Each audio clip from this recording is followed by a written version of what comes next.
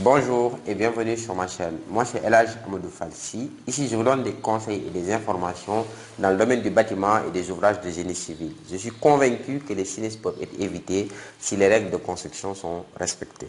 Les incendies font de plus en plus de victimes dans les ERP. Par exemple, nous pouvons citer l'incendie qui a eu lieu à l'hôpital Magatte Lô en 2021 avec la mort de 4 nouveau-nés.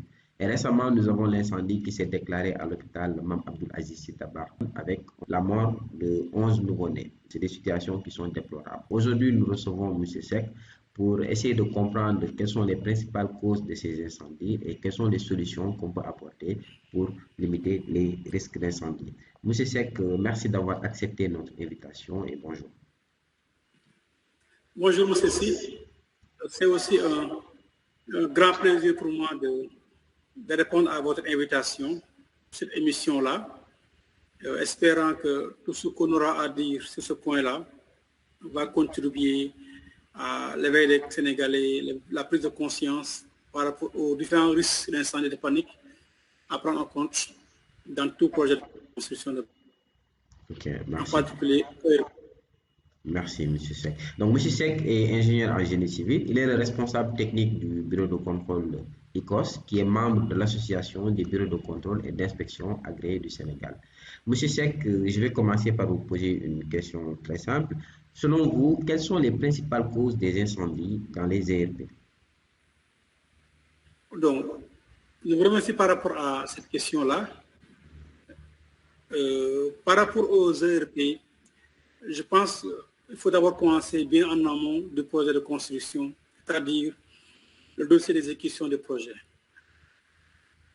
Comme c'est un établissement recevant des publics, par exemple, dans le dossier du permis de construire, il est soumis par le maître d'ouvrage, il y a un document très important qu'on appelle la notice de sécurité incendie, qui est une obligation dans tout établissement recevant des publics. Ce document-là doit être validé par la protection civile. Et il y a aussi le bureau de contrôle agréé qui fait des observations là-dessus avant que la protection civile fasse la validation de ce document-là. C'est un document qui décrit l'ensemble des dispositions techniques à prendre en compte dans tout projet de construction de DERP pour prendre en compte les risques d'incendie et de panique dans un projet d'établissement recevant des publics. Ça c'est un. L'autre élément, un EEP est dans l'obligation de faire subir ce qu'on appelle le compte tenu de construction obligatoire, d'après une loi au Sénégal depuis 2009, qui explique que le compte tenu obligatoire pour tout établissement recevant des publics, quel que soit le nombre de niveaux. Un EEP, c'est un établissement qui reçoit des publics de manière soit libre, même si c'est à rémunération, ou bien installation ouverte au public. Donc, c'est un établissement recevant des publics. Donc, dès l'instant que ce contrôle est obligatoire, le contrôle commence en amont du projet, à travers d'abord le dossier de conception, à examiner. Après cet examen-là, il y a le rapport de contrôle technique initial qui est fourni, qui récapitule un peu l'ensemble des avis sur le document de conception du projet, avant même d'aller à l'exécution. Après maintenant, ce document-là est pris en compte par le concepteur du projet, en l'occurrence le maître d'œuvre et son architecte, et le maître d'ouvrage. On passe au dossier d'exécution du projet, pour lequel le bureau de contrôle qui intervient examine et valide tous les documents d'exécution du projet, notamment pour la structure, les plans du gros œuvre, béton armé, l'eau technique, béton armé, sapin métallique par exemple, et les plans du second œuvre, on dit l'eau technique, plan d'électricité, plomberie, climatisation, incendie, ascenseur, monte-charge, et un aspect très important pour un ERP, pour la sécurité des personnes et des biens, le système de sécurité incendie. En gros, ça se résume à deux missions, la mission solidité et la mission système. On sait que, par exemple, quand on a un ERP, d'après le code de la construction du Sénégal, en fait, il faut faire appel à un bureau de contrôle. C'est obligatoire, comme tu viens de le dire, quel que soit le nombre de niveaux. Mais malgré tout ça, on constate quand même qu'il y a des incendies. C'est quoi le problème? Dans beaucoup de projets d'ERP qui sont confiés à des bureaux de contrôle, déjà rien que pour avoir la note de sécurité incendie, c'est un problème. Voilà. Alors c'est un document qui doit exister avant même que les plans d'exécution soient validés par le bureau de contrôle. OK. Donc ça, c'est un problème. Alors ce document-là, s'il est validé par les services de sécurité du Sénégal, les services de sécurité, notamment la protection civile, après examen du bureau de contrôle, tous les plans d'exécution devront se référer à ces éléments, à ce document-là, pour validation du bureau de contrôle agréé. Donc ça, c'est un préalable qui n'est pas respecté malheureusement dans beaucoup de projets. OK, je vois. Maintenant, comment se fait-il comment on peut expliquer qu'en l'absence de notice même de sécurité, qu'on démarre le projet jusqu'à livrer même le projet et que les gens commencent l'exploitation alors qu'il n'y a pas une étude quand même établie qui a été faite, par exemple, sur l'aspect sécurité. Parce qu'on sait que quand même l'aspect sécurité, d'ailleurs, c'est une mission de base en contrôle technique. Absolument. Voilà. Oui, sécurité, on dit contrôle pour la solidité et la sécurité. Voilà. Ça, c'est obligatoire pour tout ERP. Maintenant, le problème en est que quand on n'a pas le document de sécurité incendie dans un projet, le bureau de contrôle le projet en référant aux documents de référence qui sont disponibles. Les normes qui sont en vigueur au Sénégal et les normes européennes, par exemple. Pour l'aspect sécurité incendie, nous n'avons pas de normes spécifiques qui vont très poussées par rapport à la sécurité des personnes et des biens. Ce qui fait que très souvent, nous on se réfère aux normes françaises et aux règlements français. Le contrôle technique examine ce document-là et fait des avis par rapport aux normes sur des éléments de sécurité, d'électricité, de plomberie, les normes en référence, les DTU, et ainsi de suite, les Eurocodes, tout ça. Quand il valide le document, les documents sont validés par le bureau de contrôle. Il y a aussi la phase construction où le constructeur est censé remettre tout ce qui est les certificats sur les matériaux, les fichiers des matériaux, ainsi que les procès-verbaux d'essai sur les matériaux, ainsi de suite. OK? Donc ça, c'est un élément important. Après cette phase-là, le contrôle fait son travail. Même comme vous l'avez dit, avant d'ouvrir un ERP, il doit y avoir d'abord une communication par les services de sécurité qui délivre la station d'ouverture de l'ERP en question. Donc, pour dire que c'est conforme. Malheureusement, s'il n'y a pas de sécurité incendie, il faut se référer à quoi pour ouvrir un ERP. Ça, c'est problématique. C'est problématique. Donc, ces documents qui doivent exister dans tout projet de développement de santé publique pour dire que le constructeur a respecté, dans les règles de l'art, les dispositions sécuritaires qui étaient prévues dans le dossier de permis de construire. Maintenant, moi, la question que je me pose, est-ce que ce n'est pas un problème au niveau des pilotes des projets, au niveau de l'administration? Parce que, quand même, tout ça, il faut le savoir quand même pour pouvoir les exiger dans un projet. Par exemple, si on prend quelqu'un qui pilote le projet, alors qu'il ne sait même pas que pour son projet, pour qu'il puisse démarrer, il lui faut, par exemple, une notice de sécurité. Maintenant, qu'est-ce que l'État peut faire par rapport à ça? Oui, pour l'État, déjà, l'État a... D'abord, par rapport à la sécurité incendie, le responsable, c'est la sécurité des personnes, c'est le ministère de l'Intérieur, à travers la protection civile. OK? Ça veut dire que ce département-là doit être assez outillé en matériel et en personnel qualifié pour cette tâche-là. Mais d'après nos informations, ce département, cette direction-là, pratiquement, en termes de personnel, elle n'est pas du tout assez équipée en personnel, cette tâche-là. Tout le Sénégal, je dis bien. Donc, rien que pour Dakar, c'est largement insuffisant. Donc, pour tout le Sénégal, donc je me donnerai les conséquences par rapport à ça. Donc, il y a l'État qui doit prendre ses responsabilités par rapport à cette direction-là. Il y a une direction autonome avec des moyens conséquents en personnel de ressources humaines de qualité, des ingénieurs, des ingénieurs de sécurité par rapport à la solidité, des ingénieurs par rapport à la sécurité, par rapport à tous les états d'un bâtiment. Parce que c'est eux qui doivent après délivrer, dire que tel établissement a été construit dans l'aide de l'art, on autorise à l'ouvrir. Maintenant, si ces gens-là, malheureusement, ne sont pas équipés, outillés en RH de qualité, vous imaginez les manquements qui vont suivre après. L'autre étape, c'est par rapport au permis de construire. Parce que l'État, c'est l'État, à travers ses services. Il y a la direction de la construction. Il y a l'inspection générale des bâtiments, et bien en amont, il y a la DESCOS par rapport à l'occupation des sols. Donc, tous ces établissements-là, je pense que la connexion qu'il devait avoir entre eux n'est pas parfaite, n'est pas tout bien huilée pour s'assurer que, d'abord, dès la phase de construire, que les services du ministère de l'urbanisme, par exemple, et tous les éléments nécessaires pour délivrer le permis de construire. Là aussi, l'autre problème qui peut intervenir, par exemple, un ERP, c'est l'État qui construit. Et l'État, très souvent, il a un programme politique, il a un mandat devant lui. Et très souvent, ces éléments-là, pour un projet, pour le concevoir dans les règles de l'art, ça prend du temps. Ça prend 2 ans, 6 mois, ainsi de suite. Et souvent, les États, vu que nos États malheureusement ne sont pas assez bien programmatiques par rapport à leur programme, ce n'est pas des programmes bien ficelés et bien figés, bien en amont de leur arrivée au pouvoir. Et quand ils arrivent au pouvoir, ils posent les programmes. Et le temps est tellement limite qu'ils n'ont pas le temps de passer toutes ces procédures-là pour mener à bien les projets. Ce qui fait qu'il y a beaucoup de manquements dans le dossier de. Et le ministère en question, c'est l'État. C'est ce qui fait que même dans beaucoup de projets, les bureaux de contrôle demandent le permis de construire. Et très souvent, c'est bien après le démarrage des projets que ces demandes sont reçues. Ce qui n'est pas normal. Ce qui n'est pas normal. D'ailleurs, c'est confirmé par le fait que même les bureaux de contrôle, en fait, les contrats avec les bureaux de contrôle sont généralement signés à un moment où on a déjà même choisi l'entreprise qui doit réaliser les projets, alors que ça ne devait pas être le cas.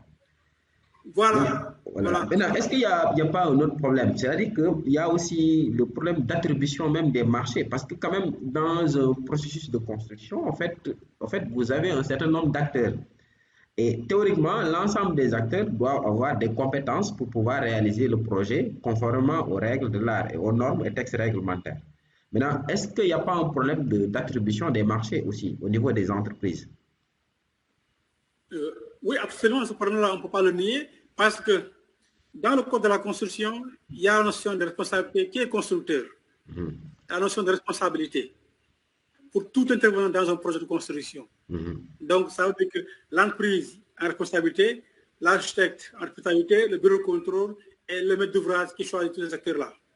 Ça, c'est important. Maintenant, pour l'entreprise en question, le choix de l'entreprise, au Sénégal actuellement, pour choisir une entreprise, par exemple, dans les marchés, dans les appels d'offres, très souvent, il y a le critère, on dit moins 10 ans, par exemple.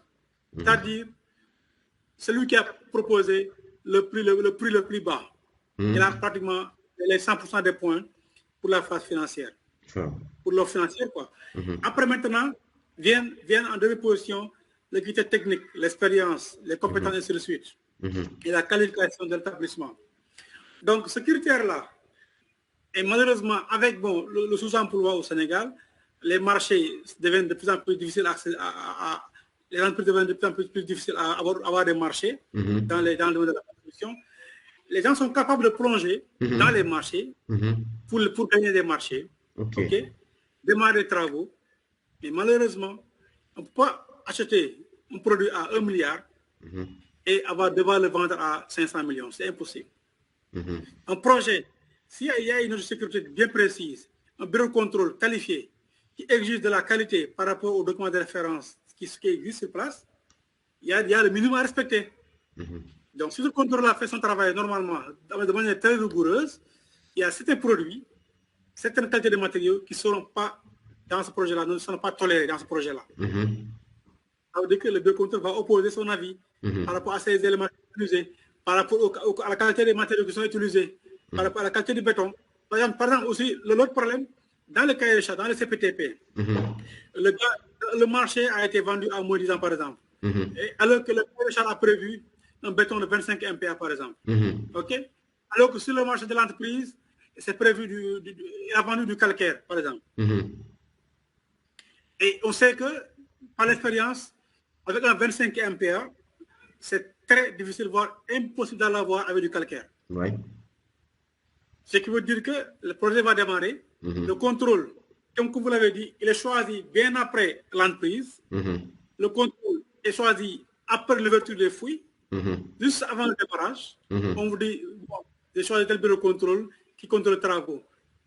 le projet est déjà ficelé, déjà figé, le contrôle, pratiquement, tout ce qu'il dira sera à l'encontre du projet en termes de qualité. Parce que le marché est déjà conclu, signé, le cahier charge est déjà validé par l'entreprise et accordé par le maître d'ouvrage. C'est ça. Bien en amont, il y a des problèmes. Le contrôle donne des avis défavorables, mais le maître d'ouvrage, malheureusement, le coup est parti. Après, il faut essayer de rattraper. Maintenant, rattraper, ça veut dire quoi? Soit le projet ne sera pas fini, mais il y aura des avenants, ce projet-là. Soit, à un moment donné, l'entreprise n'a plus les moyens de finir le projet. Parce que, ou bien, il le finit en dépit des avis du bureau de contrôle, en utilisant des matériaux de mauvaise qualité, la qualité des câbles par exemple, en ne pouvant pas fournir les fiches techniques demandées par le bureau de contrôle pour la certification de ces éléments-là, parce que l'entreprise doit être en mesure de certifier que les éléments qu'ils utilisent en termes de matériaux sont conformes au nombre de références en Europe, les Européens, c'est quoi. Donc ça, c'est obligatoire. Mais si le marché, malheureusement, l'attribution a faussé un peu depuis le début, le problème, ça va se dans l'exécution, dans la qualité des matériaux qui sont utilisés, la qualité du câble. Et tous ces éléments-là, en matière d'incendie, comme le câble par exemple, si le câble utilisé n'est pas de bonne qualité en termes de résistance, ça veut dire qu'il y aura fortement des risques de court-circuit par exemple, qui certainement vont entraîner des incendies. Si, d'autant plus que le bâtiment n'a pas été conçu dans les règles de l'art. C'est-à-dire, le contrôle est intervenu